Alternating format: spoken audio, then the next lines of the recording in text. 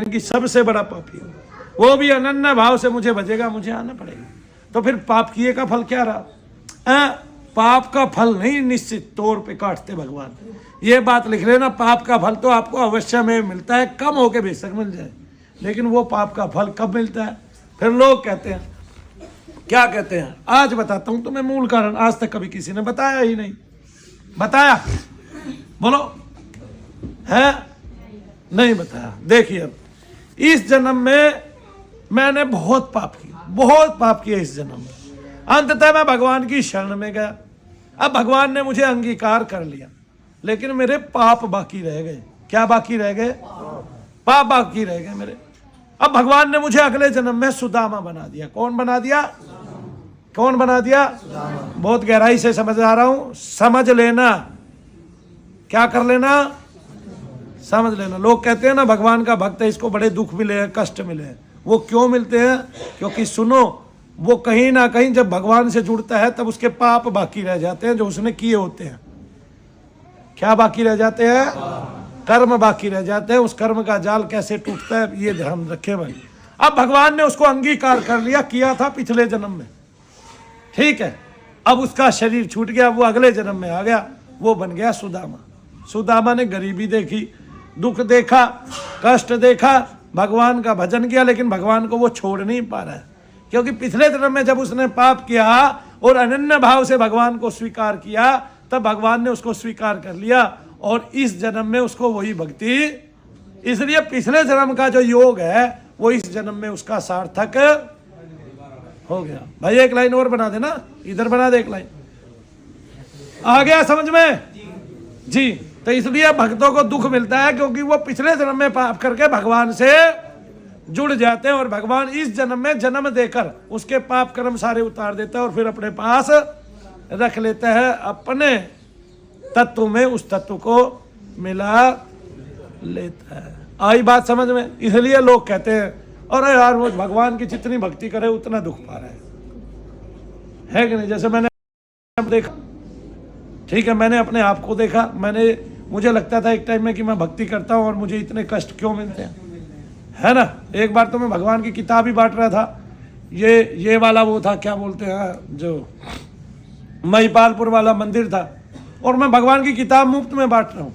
अचानक उस मंदिर का एक वो आता है अंदर से, क्या कहते हैं, ट्रस्टी, और वो मेरी कमर पे लात मारता है किताब बांटते हुए की।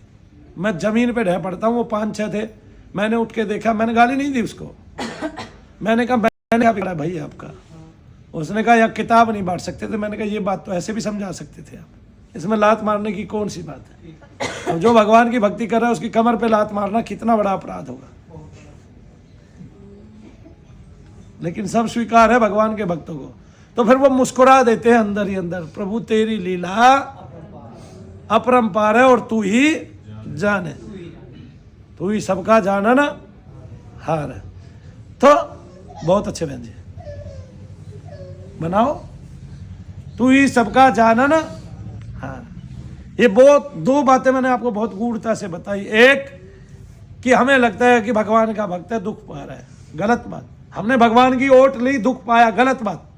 हमने ओट ली, दुख पाया, दुख तो हमने अपने कर्मों के हिसाब से पाया, लेकिन भगवान ने हमें स्वीकार कर लिया और हम भगवान से जुड़ गए, ये हमारे लिए सुख की बात है। बोले ना भाई, कौन बोल रहा है? ये आया समझ में? आ गया। अब दूसरी बात सुन लो।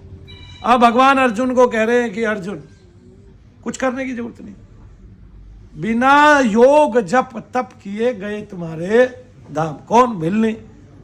भिल्ली के साथ क्या हुआ? केवल योग करती थी क्या? साष्टांग प्रणाम करती थी, अष्टांग योग करती थी, है कि नहीं? हाँ, पेट घुमाती थी, सांस लेती थी जोर जोर से, सांस रोकती थी। बनाओ भाई, जो वीडियो बनाना चाहता है बना सकते हैं। सांस रोकती थी, प्रवचन चल रहा है, सत्संग चल रहा है, इसकी नहीं बनाओगे किसकी बनाओगे? सांस रोकती थी, बोलो, रोकती थी, सांस रोकती थी बिल्ली नहीं। तो गजराज ने क्या किया था? उसका तो पांव पकड़ा गया था। वो तो मृत्यु के समय में चिल्ला रहा था कि जो भी इष्ट है, जो भी सबसे बड़ा भगवान है, वो मुझे बचा ले आज, क्योंकि मैं उसकी शरण लेता हूँ। किसकी शरण लेता हूँ? जो इस संसार का पालक है, जो इस संसार का स्वामी है। गजराज के द्वारा की हुई भगवान की स्तुति किसने पढ़ी है? बताइए, पढ़ी है? अरे तुम अपने बच्चों को क्या दोगे मुझे समझ में नहीं आता।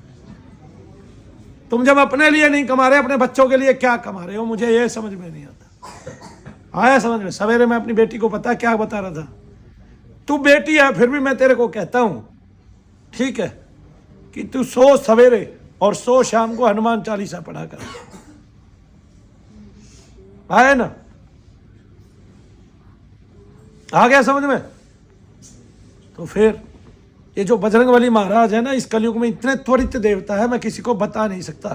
बिना बुलाए आ जाते हैं भाई, तो बुलाने से कैसे नहीं आएंगे।